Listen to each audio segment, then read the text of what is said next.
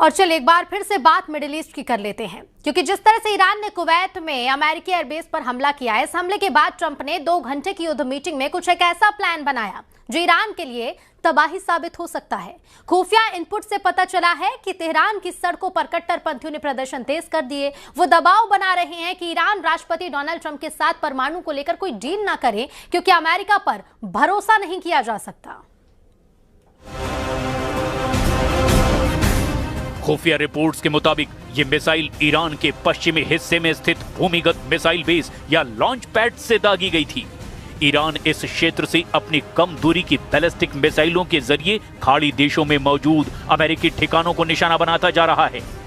Iran के Islamic revolutionary guard corps यानी कि IRGC ने दावा किया कि उसके बलों ने उस अमेरिकी एयरबेस को निशाना बनाया, जिससे रात में ईरान के दक्षिणी हिस्से खासकर बंदर अब्बास क्षेत्र में हमले किए गए थे। ईरानी सरकारी मीडिया के मुताबिक ये जवाबी कार्रवाई आक्रामक अमेरिकी हमले के खिलाफ थी।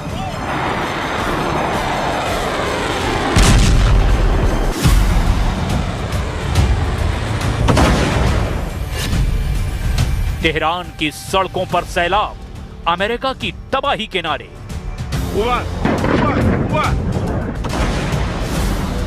ईरान के आंतरिक खुफिया इनपुट से पता चला कि तेहरान की सड़कों पर कट्टरपंथियों ने प्रदर्शन तेज कर दिए हैं। वे ईरानी वार्ताकारों पर दबाव बना रहे हैं कि अमेरिका के साथ बातचीत में कोई परमाणु रियायत न दी जाए।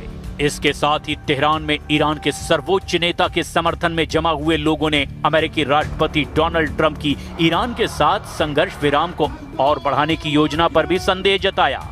ईरानी अब कह रहे हैं कि वॉशिंगटन पर भरोसा नहीं किया जा सकता और वो अपने लक्ष्य हासिल करने में नाकाम रहा है, क्योंकि दोनों पक्षों के बीच अभी भी मतभेद बने हुए हैं। ईरान की राजधानी तेहरान के इंगिलाब चौक पर प्रदर्शनकारियों ने इस समझौते पर संदेह जताया।